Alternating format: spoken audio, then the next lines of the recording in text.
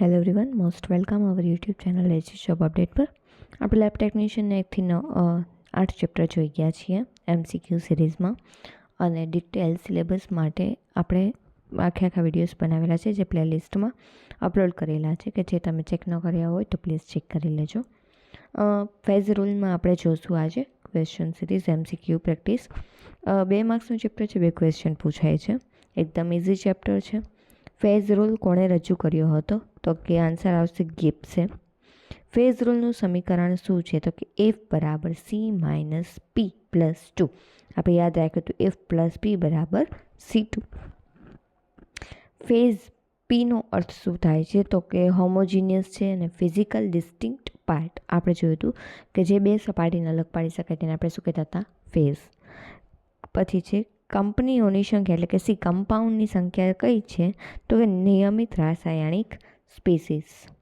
Degree of freedom શું દર્શાવે છે? તો કે સ્વતંત્ર ચલ TP અને ટેમ્પરેચર, પ્રેશર અને કોન્સન્ટ્રેશન, કે જેને કારણે શું છે? તો કે આપણું રિઝલ્ટ છે એ બદલી શકે છે. રિઝલ્ટ બદલવા ઉપર કયા કયા પરિબળો આધાર રાખે છે તે શું છે? Degree of freedom. પછી 2 વેરિયેબલ ફેઝ રૂલમાં વેરિયેબલ્સ કેટલા હોય છે? તો કે 2 હોય છે, T એન્ડ P, એટલે કે ટેમ્પરેચર અને પ્રેશર.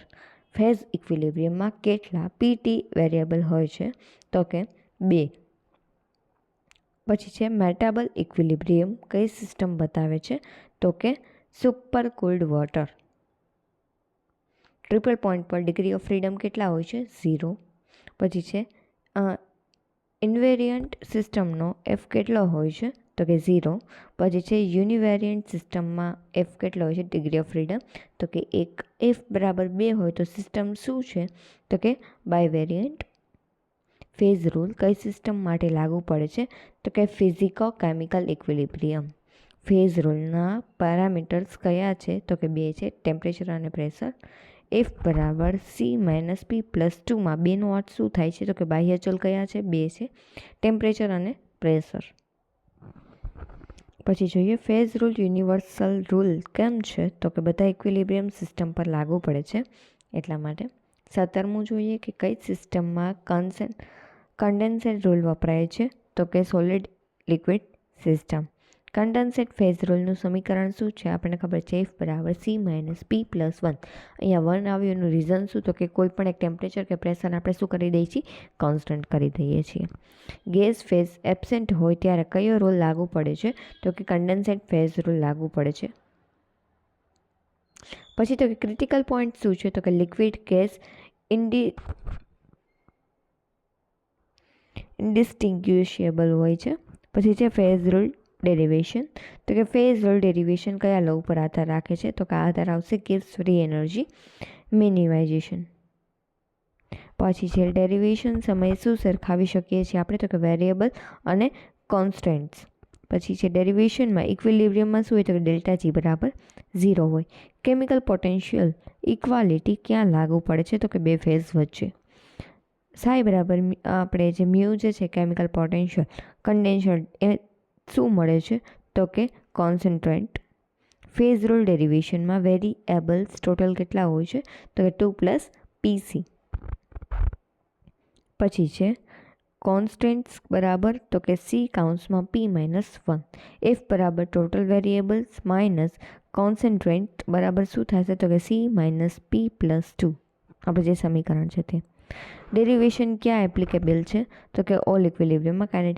કાઇનેટિક રિએક્શનમાં ન આવે, એન્ઝાઇમમાં ન આવે, પછી રેડિયો એક્ટિવિટી ડિકેમાં નહીં આવે. ફેઝ રૂલનું નેચર કેવું હોય છે? તો કે મેથેમેટિકલ. કેમ? તો કે મેથેમેટિકલ ફોર્મમાં આપણે એમને લખીએ છીએ. પાણી કેટલા ફેઝ ધરાવે છે? 3. આપણને ખબર છે. કયું? ગેસ, સોલિડ અને liquid. Triple point of water કેટલું છે? 0.01 ડિગ્રી. કેટલા દબાણે? તો કે 0.006 atm દબાણે. ટ્રિપલ પોઈન્ટ પર ફેઝ શું છે? તો કે ઓલ 3 હોય છે. ટ્રિપલ પોઈન્ટ પર F કેટલા હોય છે? ડિગ્રી ઓફ ફ્રીડમ હંમેશા 0 હોય ટ્રિપલ પોઈન્ટ ઉપર. ફ્યુઝન કર્વ સ્લોપ શું આપે છે? તો કે નેગેટિવ હોય છે. ફ્યુઝન કર્વને નેગેટિવ સ્લોપ કેમ હોય છે? તો કે આઇસ ડેન્સિટી કેવી હોય છે? ખૂબ જ ઓછી હોય છે, લો હોય છે. પછી 1 કમ્પોનન્ટ સલ્ફર સિસ્ટમ. સલ્ફર કેટલી એલોટ્રોપ્સ ધરાવે છે? તો કે 3 મુખ્ય અને અન્ય રૂપો. સલ્ફરની મુખ્ય ફેઝ કઈ છે? તો કે રોમ્બિક, મોનોક્લિનિક અને લિક્વિડ. 3 મુખ્ય. પછી છે રોબિક સલ્ફર કયા તાપમાને સ્ટેબલ બને છે? તો કે 96 ડિગ્રી સેલ્સિયસ કરતાં ઓછા તાપમાને. અને મોનોક્લિનિક સલ્ફર કયા તાપમાને સ્ટેબલ બને છે? તો કે 96 થી 120 ડિગ્રી સેલ્સિયસ તાપમાને. રોહમ્બિકમાંથી મોનોક્લિનિક ટ્રાન્ઝિશન ટેમ્પરેચર કેટલું હોય છે? તો કે 96 ડિગ્રી સેલ્સિયસ હોય છે. પછી ટ્રાન્ઝિશન ટેમ્પરેચર પર કેટલા ફેઝ હોય છે? તો કે 2, રોહમ્બિક અને મોનોક્લિનિક. ટ્રાન્ઝિશન ટેમ્પરેચર પર એફ બરાબર કેટલા હોય છે? તો કે 1 હોય છે. સોડિયમ થાયોસલ્ફેટ કોન્સ્ટન્સી બનાવે છે કયું? તો કે પોલીમોર્ફોસિસ. સલ્ફર સિસ્ટમમાં ટ્રિપલ પોઈન્ટ કેટલા હોય છે? 2 હોય છે. Sulphur solid liquid triple point પર એફ કેટલા હોય છે? હંમેશા એફ કેટલા હોય ટ્રિપલ પોઈન્ટ ઉપર? 0 જ હોય. પછી છે મોનોક્લિનિકથી લિક્વિડ કન્વર્ઝેશન ક્યાં થાય છે? તો કે 112.8 ડિગ્રી સેલ્સિયસ તાપમાને થાય છે. રોહમ્બિકમાંથી લિક્વિડ કન્વર્ઝેશન જે છે એ ક્યાં થાય છે? તો કે 119 ડિગ્રી સેલ્સિયસે થાય છે. પછી છે એલોટ્રોપી કઈ પ્રોપર્ટી છે? તો કે ફિઝિકલ. પછી છે રોહમ્બિક અને મોનોક્લિનિક સલ્ફર કઈ રિલેશન ધરાવે છે? તો કે પોલીમોર્ફોસિસ. પછી આપણે નેક્સ્ટ જોઈએ સલ્ફર સિસ્ટમ કઈ પ્રકારની છે? તો કે 1 કમ્પોનેન્ટ. પછી છે લિક્વિફેક્શન ઓફ સલ્ફર ક્યાં ડિપેન્ડ કરે છે? તો કે ટેમ્પરેચર ઉપર અને બોથ ઉપર. આમાં આન્સર શું આવશે? લિક્વિફેક્શન ઓફ સલ્ફર એ ક્યાં ડિપેન્ડ કરે છે?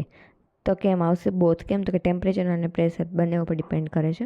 આન્સર આવશે C71માં. સલ્ફર વેપર કોન્સિસ્ટ ઓફ તો કે બોથ. કેમ? તો કે S2 ઉપર કરે છે અને S8 ઉપર પણ કરે છે. High temperature vapour from of sulphur કયું છે? તો કે S2. લિક્વિડ સલ્ફર વિસ્કોસિટી કોઈ ટેમ્પરેચર પર વધે છે? તો કે B 159 ડિગ્રી સેલ્સિયસ. સલ્ફર સિસ્ટમનો ફેઝ ડાયાગ્રામ શું બતાવે છે? ટ્રિપલ પોઈન્ટ બતાવે છે, પોલીમોર્ફોસિસ બતાવે છે, ફ્યુઝન બતાવે છે. એટલે આન્સર આવશે ઓલ. પછી જોઈએ આપણે કન્ડેન્સેટ ફેઝ રૂલ. તો કે કન્ડેન્સેટ ફેઝ રૂલ ક્યારે વપરાય છે? તો કે ગેસ એબસેન્ટ હોય ત્યારે, સોલિડ લિક્વિડ ઓનલી. પછી જોઈએ આપણે તો કે કન્ડેન્સેટ ફેઝ રૂલનું ફોર્મ્યુલા શું છે?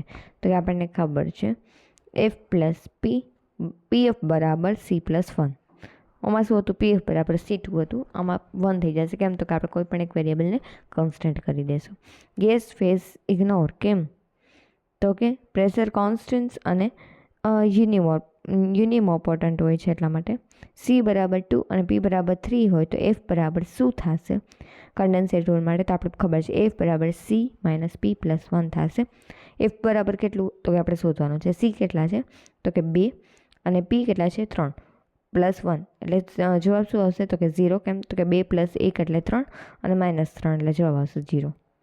કન્ડેન્સેટ ફેઝ રૂલમાં મેનલી ક્યાં યુઝફુલ હોય છે? તો કે મેટલ એગ્યુરેમાં. સોલિડ લિક્વિડ ઇક્વિલિબ્રિયમ માટે યોગ્ય રૂલ કયો છે? તો કે કન્ડેન્સેટ ફેઝ રૂલ. પ્રેશર ફેરફાર નેગ્લિબલી કેમ હોય છે? તો કે સોલિડ એન્ડ લિક્વિડ જે છે એ ઇનકોમ્પ્રેસિબલ હોય છે એટલા માટે. કન્ડેન્સેટ સિસ્ટમમાં ડિગ્રી ઓફ ફ્રીડમ ઓછી પડે? તો કે હા. પછી AGPB સિસ્ટમ જે છે એ કઈ રૂલ ફોલો કરે છે? તો કે condensate phase rule. Condensate phase રૂલમાં વેરિયેબલ કેટલા હોય છે? તો કે એક. કયો? તો કે ટેમ્પરેચર. પછી જોઈએ AGPB સિસ્ટમ તો કે 2 કોમ્પોનેન્ટ પ્રકારની છે. AGPB સિસ્ટમમાં કયા પ્રકારનો ડાયાગ્રામ ધરાવે છે? તો કે યુટેટિક. પછી યુટેટિક ટેમ્પરેચર AGPB સિસ્ટમમાં તો કે 303 ડિગ્રી સેલ્સિયસ તાપમાને. પછી યુટેટિક કોમ્પોઝિશન કેટલું હોય છે? તો કે 2.6%. કોનું? તો કે AGનું. યુટેટિક પોઈન્ટ ઉપર કેટલા ફેઝ આવેલા હોય છે? તો કે 3. સોલિડ AG, સોલિડ PB અને લિક્વિડ. પછી છે યુટેટિક પોઈન્ટ ઉપર F કેટલા હોય છે? હંમેશા F યુટેટિક પોઈન્ટ ઉપર ટ્રિપલ પોઈન્ટ ઉપર કેટલા હશે? 0 હશે. AGPB મેટલ શું ધરાવે છે? તો કે પાર્શિયલ મિસ્કિબિલિટી. પછી છે AGPB સિસ્ટમનો ઉપયોગ ક્યાં થાય છે? તો કે સિલ્વર રિફાઇનિંગમાં. પછી યુટેટિક મિક્સચર મેલ્ટિંગ પોઈન્ટ કેટલો હોય છે? તો કે લો હોય છે. AGPB યુટેટિક રિએક્શન કેવું હોય છે? તો કે Lમાંથી આલ્ફા પ્લસ બીટા.